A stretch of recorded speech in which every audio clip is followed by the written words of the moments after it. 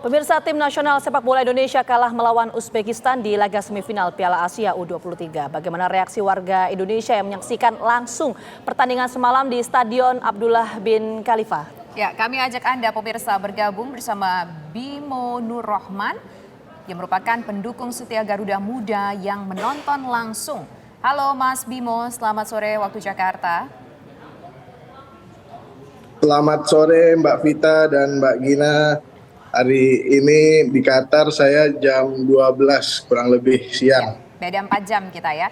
Nah Mas Bimo, kita ingin tahu bagaimana atmosfer saat Anda menyaksikan Garuda Muda semalam.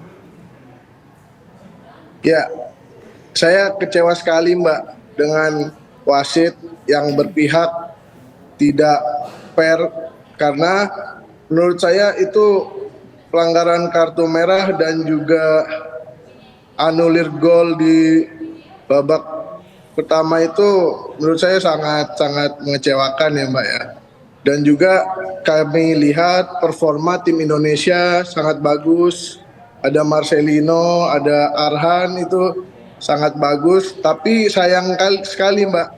Jadi wasitnya itu wasit Shin Yen Hao dan wasit VAR-nya itu yang dari Thailand, saya lupa namanya itu sangat-sangat mengecewakan. Ya. Jadi semoga kedepannya Indonesia berhadapan dengan Irak dengan wasit yang fair Mbak. Oke. Doa kami Mbak dari warga Indonesia yang nonton langsung dari Doha, Qatar. Ya, Mas Bimo, dengan kontroversi yang dilakukan oleh wasit itu reaksi dari warga negara Indonesia dan juga penonton di sana seperti apa sih gambarannya semalam? Wah, rasanya gemes sekali Mbak, kayak mau ngelempar botol aqua Mbak pada saat itu Mbak. Tapi karena kita menghargai negara Qatar sebagai yang mengadakan acara, kami tetap tertib, tetap menghormati. Tapi rasanya kesal sekali Mbak, sampai ada yang berteriak-teriak untuk Uzbekistan, pendukung Uzbekistan. Kebetulan di bangku tribun VIP itu ada sebagian pendukung Uzbekistan, tuh banyak sekali diteriakin sama fans Indonesia Mbak. Ya Mas Bimo, kalau bicara soal permainannya Anda menyaksikan secara langsung dari awal sampai dengan akhir, sikap dari wasit itu seperti apa? Yang tidak adilnya semuanya, apakah setiap sanksi misalkan kartu merah, kemudian juga ada beberapa hal lain yang menjadi kontroversi, itu benar adanya tampak seperti ada kecurangan menurut Anda yang berada di lapangan pada saat itu?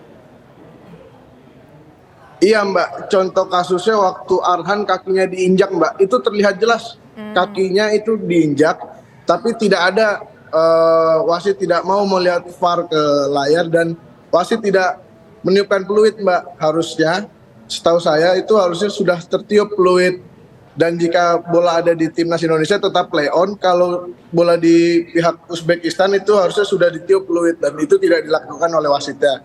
Itu satu. Yang kedua, itu wasit itu terlalu memihak pada saat memberikan kartu kuning kepada coach Shin Tae-yong.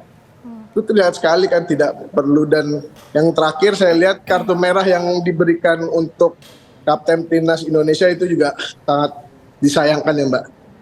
Ya, nah dengan adanya pemberian kartu merah kemudian juga menganulir gol, ini apa yang kemudian waktu itu dilakukan wasit sepengetahuan dari Mas Bimo ya, yang berada langsung di lapangan?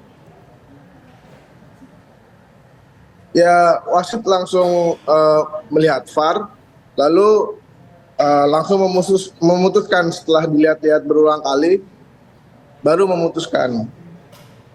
Dan sebenarnya beberapa pelanggaran yang dilakukan oleh pihak Uzbekistan itu tidak ada satupun yang dilihat VAR, dan ada satu saya ingat tuh, itu VAR-nya dipercepat Mbak, video tayangannya percepat. Kalau yang Indonesia diulang-ulang kali.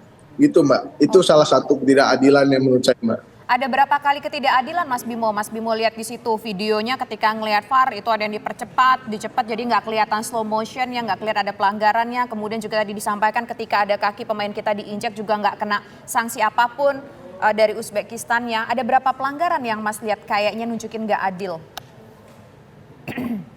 Sudah 3 kali ya. Tadi saya katakan itu yang pada saat Arhan diinjak kakinya, lalu pada saat gol Indonesia, Lalu yang terakhir itu yang kartu merah Kapten Timnas Indonesia. Itu beberapa kali berbeda dengan waktu Indonesia itu dilihat VAR untuk pelanggaran Arhan atau tidak. Ternyata tidak dilakukan oleh wasit ya. Dan sangat disayangkan ya. Oke, Mas Bimo, itu adalah soal Gitu, Mbak. pertandingan semalam ya, tapi kita kan harus melangkah lagi nih. Masih ada satu langkah lagi, Indonesia akan menghadapi Irak nanti di tanggal 2 Mei. Seperti apa antusiasme dari warga di sana? Dan juga para supporter tentunya. Ya, saya sempat ngobrol kepada para supporter yang kemarin saya bertemu di warung Indonesia, warung Mariam. Setelah nonton bola kami kelaparan, malam-malam ramai-ramai kami makan di warung Indonesia di Qatar. Lalu kata supporter yang lainnya mereka udah libur Mbak, libur dan menunggu sampai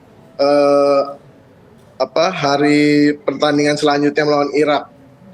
Jadi antusiasnya di sini sangatlah berbeda yang dirasakan kami dari Indonesia dan juga ada warga Indonesia yang tinggal di sini.